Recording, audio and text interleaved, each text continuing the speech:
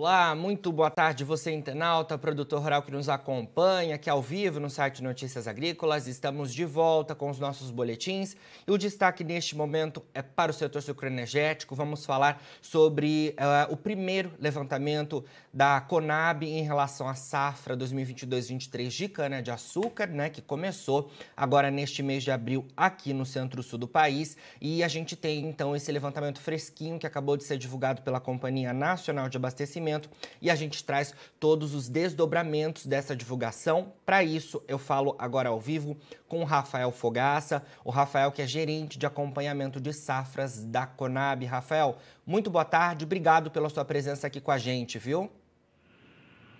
Boa tarde, Jonatas, prazer é todo meu, estamos à disposição. Prazer é nosso, Rafael. Bom, queria que você começasse falando para a gente, né, em relação aos dados de moagem de cana-de-açúcar que vocês divulgaram hoje, né? A expectativa do mercado era de uma recuperação, né, nos números de moagem, porque a gente teve a safra 21-22 bastante impactada pelo clima, né, com geadas, com incêndios e principalmente a estiagem, né, no centro-sul do país. E a expectativa para essa nova temporada era mais positiva. No entanto, estava dando uma olhada aqui nos números de vocês e na divulgação deste primeiro levantamento, a moagem de cana-de-açúcar mostra que ela deve ter uma recuperação sim, mas não tão expressiva, né? Ela vai ser de menos de 2% em relação à safra passada, não é isso? Isso, exatamente. Havia realmente expectativa, conforme você mencionou, porque a safra 21-22 foi muito afetada pelo clima, e se houvesse condições climáticas normais para agora para a safra 22-23, ou seja, um clima favorável no ano passado, a perspectiva era de recuperação forte em produtividade. Infelizmente, a gente teve uma estiagem muito forte no ano passado, no fim do ano passado. Ela afetou todo o sul do país, a gente viu isso, o reflexo disso na quebra na safra de grãos, por exemplo, e também teve o São Paulo e Minas e Mato Grosso do Sul. Então, como boa parte do canavial brasileiro se encontra no estado de São Paulo, então foi muito afetada a produtividade ali também para essa safra. A gente observou uma leve recuperação de produtividade, mas não tão forte quanto a gente previa antes de ocorrer essa estiagem. Por isso a gente está trazendo esse número que é 1,9% superior ao ano passado em volume de cana colhida, né? 596,1 milhões de toneladas. Perfeito. E esse número, então, é a nível Brasil, né, Rafael? Sim, em todo o Brasil. Perfeito, perfeito. Como você pontuou, né, o estado de São Paulo é o principal produtor aí, né, tem a maior parcela de produção a nível nacional e no centro-sul do Brasil também é o principal estado produtor.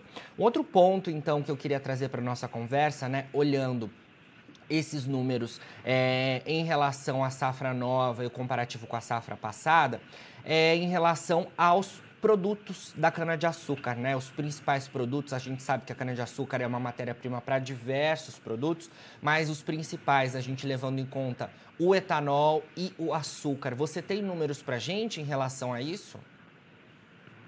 Sim, nessa estimativa, a intenção aí das unidades de produção é de incremento na produção de açúcar em relação ao ano passado, um aumento aí de quase 15%, chegando a 40,3 milhões de toneladas de açúcar, e em detrimento, obviamente, como não houve um crescimento muito grande na produção de cana em si, em detrimento da produção de etanol, que deve cair em torno de 7% e ficar aí em torno de 24,8 bilhões de litros. Perfeito. Bom, Rafael, é interessante também a gente trazer para a nossa conversa, né, os números em relação à área de cana-de-açúcar, né, porque a gente vem acompanhando aí já há algum tempo, né, os produtores migrando para outras culturas e neste novo levantamento a gente tem um novo dado de uma nova queda na área cultivada de cana-de-açúcar aqui no Brasil, né. Apesar de a gente ver aí preços bastante remuneradores, tanto do açúcar quanto do etanol, os produtores ainda assim seguem migrando as áreas de cana-de-açúcar para outras culturas, né? Isso, a gente está observando essa tendência. A gente, quando acompanha o levantamento de safra de grãos, sempre vê crescimento de área de grãos sobre a área de pastagens e área de cana-de-açúcar.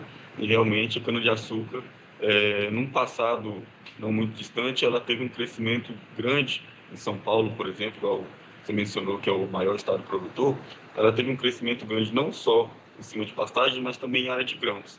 E hoje a gente está observando esse movimento contrário, do retorno das áreas de grãos, tomando aí espaço de cana-de-açúcar. Lembrando que boa parte da cana-de-açúcar do Brasil, uma parte é produzida pelas próprias usinas, né, pela própria indústria proprietária de terra, outra parte é por fornecedores, produtores independentes. Então a gente começa a observar, apesar dos subprodutos, como você falou, açúcar e etanol terem subido de preço nos últimos meses, nos últimos anos, mas os grãos também subiram bastante de preço. Então o produtor Sim. faz a conta e, em casos pontuais, aí, eles estão encontrando maior margem nos grãos, e por isso que a gente está observando essa queda de área de cana-de-açúcar, favorecendo grãos. Com certeza. Bom, Rafael, como a gente mencionou, né, a safra de cana-de-açúcar no Brasil, né, então estimada por vocês em 596,1 milhões de toneladas. E daí eu falei em relação ao Centro-Sul, né, o estado de São Paulo. Na região Centro-Sul, então, só trazendo aqui o número aos nossos internautas, a estimativa dentro desse número de 596,1 milhões de toneladas, para o Centro-Sul esse número fica em 539,05 milhões de toneladas. No estado de São Paulo, a estimativa deste primeiro levantamento para a safra 2022-23 é de uma moagem de 301,38 milhões de toneladas. Então, trazendo aí esses dados mais completos, conforme a gente já mencionou aqui anteriormente, né, Rafael? Bom, vamos falar um pouquinho também em relação aí à metodologia, né, de vocês para essa estimativa que é tão importante para o mercado, né? Não só no caso da cana-de-açúcar, mas dos diversos outros produtos da agropecuária brasileira. E o mercado estava atento justamente a essa divulgação de vocês hoje, né? Queria saber como é que vocês fazem esse levantamento, né, Rafael? E quando vocês finalizaram, vocês já tinham, já tinham contato, já conversavam com unidades, com usinas que já tinham iniciado a moagem da nova temporada? Como é que foi isso? Bem, o levantamento ele foi feito no final do mês de março, tá? Então, como o calendário da cana-de-açúcar é de 1º de abril a 31 de março, quando a gente fez o levantamento, ainda não havia sido iniciada a moagem da safra 22-23, mas já havia previsão, sim, de ser iniciada a moagem agora no mês de abril. Lembrando que a nossa metodologia para o levantamento da safra de cana-de-açúcar, ela é feita em todas as unidades de produção do Brasil. Então, é bom até deixar claro que não é toda a área de cana-de-açúcar do Brasil, né? Não envolve, por exemplo, cana para a produção de aguardente, ou de açúcar mascavo, ou para consumo humano, né, para a produção de caldo de cana, essas coisas.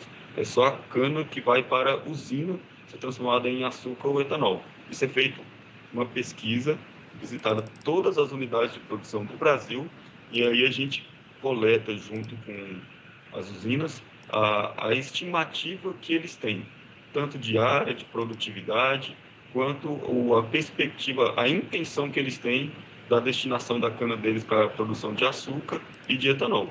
De modo que a metodologia, o levantamento que nós estamos divulgando agora é a intenção que o setor tinha no final do mês de março para essa safra 22-23.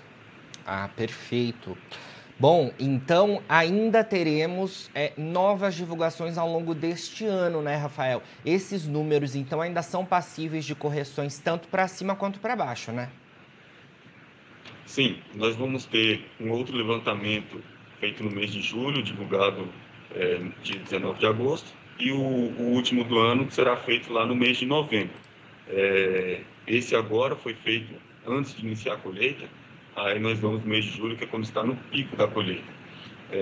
Naturalmente, conforme vai avançando a colheita, há a possibilidade de ajustes em questão de produtividade mas principalmente em questão de destinação para a produção de açúcar e produção de etanol. Cada unidade produtora, cada usina tem a liberdade de escolher, geralmente, se ela vai produzir açúcar ou etanol, quando ela tem essa possibilidade, e ela pode fazer essa migração, né? Mudar o mix dela ao longo do ano. Então, a gente vai, no meio do ano, captar qual é a nova intenção. Então, sim, há essa possibilidade, mas o levantamento divulgado hoje, ela mostrava qual que era a intenção atual das usinas para a produção de açúcar e de álcool. Perfeito, Rafael. Olha, muito obrigado pelas suas informações aqui com a gente do Notícias Agrícolas, viu? Sempre que tiver novidades aí em relação às estimativas da Conab, queremos contar com a sua participação por aqui. Ok, eu que agradeço o convite, estamos sempre à disposição para atender e lembrando aos ouvintes que tem a nossa tabela de dados no nosso site oficial, que é conab.gov.br. Perfeito. Então, os dados aí da nova safra de cana-de-açúcar já divulgados pela Conab, você aqui no Notícias Agrícolas também pode acompanhar, está lá em destaque na home do nosso site, a primeira estimativa em relação à safra 2022-23 de cana-de-açúcar aqui no Brasil como um todo. A gente também traz os números de produção de açúcar e produção de etanol para essa nova temporada. E essa estimativa, então, que veio aí, de alguma forma, aquém das expectativas do mercado, né? Com um número bem abaixo do que o mercado esperava em relação à produção de cana-de-açúcar. A gente vai seguir acompanhando aí todo esse cenário aqui no Notícias Agrícolas. Bom, agora na finalização dos nossos boletins, você encontra as nossas redes sociais, é só seguir a gente por lá para se manter atualizado sobre todas as informações do agronegócio brasileiro, e a gente segue com o nosso site no ar 24 horas para você ser o produtor rural mais bem informado do Brasil. Daqui a pouquinho tem mais boletins, tem fechamento do mercado da soja, você fica por aí. Notícias Agrícolas, 25 anos ao lado do produtor rural. Se inscreva em nossas mídias sociais. No Facebook, Notícias Agrícolas. No Instagram, @Notícias Agrícolas. E em nosso Twitter, @Norteagri. E para não perder nenhum vídeo, não se esqueça de nos acompanhar no YouTube e na Twitch, Notícias Agrícolas Oficial.